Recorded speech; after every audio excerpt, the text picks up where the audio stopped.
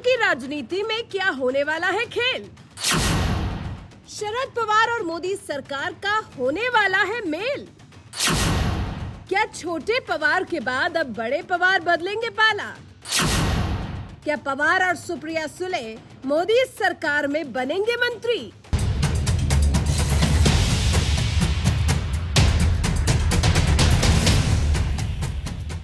महाराष्ट्र की राजनीति में कब क्या हो जाए कुछ कहा नहीं जा सकता। क्या किसी ने सोचा था कि बीजेपी के साथ विधानसभा चुनाव लड़ने वाली शिवसेना अचानक पाला बदल लेगी और कांग्रेस एनसीपी के साथ मिलकर सरकार बना लेगी? क्या किसी ने सोचा था एकनाथ शिंदे ही शिवसेना से बगावत कर देंगे और फिर एक बार बीजेपी सरकार बन जाएगी? और अब तो महाराष्ट्र की राजनीति में वो हो गया जिसकी उम्मीद भी नहीं थी।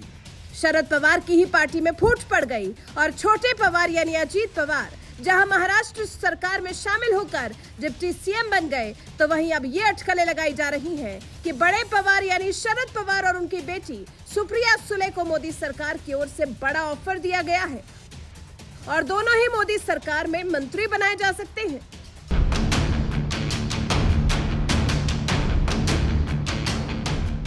दरअसल एनसीपी चीफ शरद पवार के विरोध के बावजूद उनके भतीजे अजीत पवार ने महाराष्ट्र में बीजेपी के साथ गठबंधन कर लिया और सरकार में शामिल होकर खुद डिप्टी सीएम बन गए।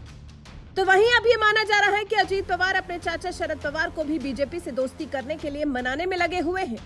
इसलिए शरद पवार और अजीत पवार के बीच कई मुलाकातें हुई, जिनमें से कुछ गुप्त मुलाकात हुई तो सार्वजनिक भी हुई। इस भेंट मुलाकातों के दौर के बीच अब कांग्रेस के वरिष्ठ नेता और महाराष्ट्र के एक पूर्व मुख्यमंत्री ने नाम न छापे जाने की शर्त पर बड़ा दावा किया है कि शरद पवार को मोदी सरकार की ओर से मंत्री बनाए जाने का ऑफर मिला है। टाइम्स ऑफ इंडिया की रिपोर्ट के मुताबिक पूर्व मुख्यमंत्री ने दावा किया कि 2024 के लोकसभा चुनावों के लिए शरद पवार को भाजपा को समर्थन देने की भी बात कही गई। अजीत ने शरद पवार से कहा है कि उन्हें केंद्रीय मंत्रिमंडल में कृषि मंत्री या नीति आयोग के अध्यक्ष के रूप में जगह दी जाएगी। साथ ही उनकी बेटी सुप्रिया सुले को भी केंद्र और राज्य राकापा अध्यक्ष जयंत पाटिल को राज्य सरकार में जगह देने का ऑफर दिया गया है। लेकिन शरद पवार ने अजीत पवार के दोनों ऑफर्स को ठुकरा दिया और कहा कि वो किसी भी तरह से भाजपा के साथ गठबंधन नहीं करेंगे। शरद पवार को मोदी सरकार की ओर से मिले बड़े ऑफर को लेकर अटकलें इसलिए लगाई जा रही हैं क्योंकि शनिवार को पुणे में शरद पवार और अजीत पवार की बैठक हुई थी।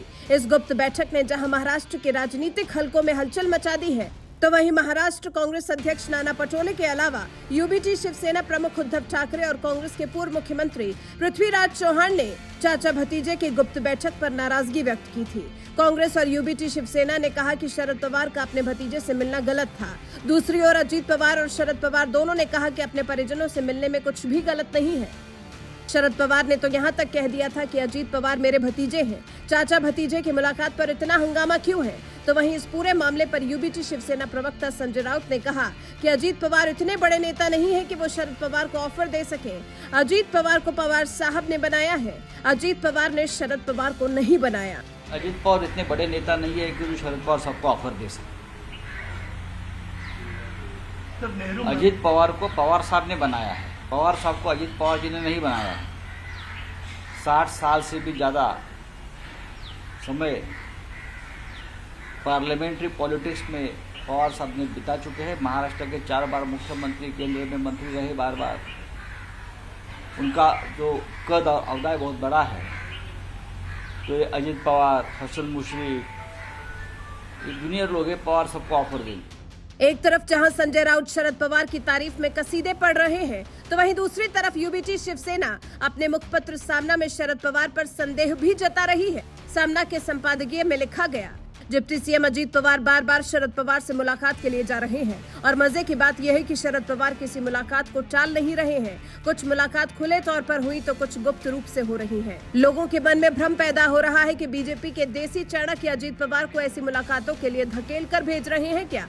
ऐसी शंका को बल मिल रहा है। लेकिन क्या अजीत पवार की ऐसी मुलाकातों से भ्रम निर्माण होगा या और बढ़ेगा? जनता की सोच इससे आगे पहुंच चुकी है। इस रोज रोज के खेल से मन में एक प्रकार की उदासीनता का निर्माण हो गया है और इसके लिए वर्तमान राजनीति ही जिम्मेदार है।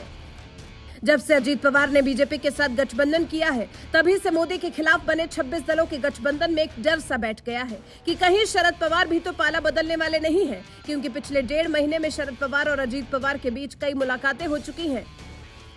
यही वजह है कि कांग्रेस और उद्धव ठाकरे की पार्टी को डर सता रहा है कि कहीं शरद पवार भी साथ न छोड़ दें। इसलिए महाविकास अघाड़ी में शामिल कांग्रेस और यूबीटी शिवसेना शरद पवार से अपना रुख साफ करने के लिए कह रही है, जबकि खुद शरद पवार कह चुके हैं कि अपने परिजनों से मिलने में कुछ भी गलत नहीं है। अजीत पवार मेरे भतीजे हैं, चाचा भतीजे की मुलाकात पर इतना हंगामा क्यों है?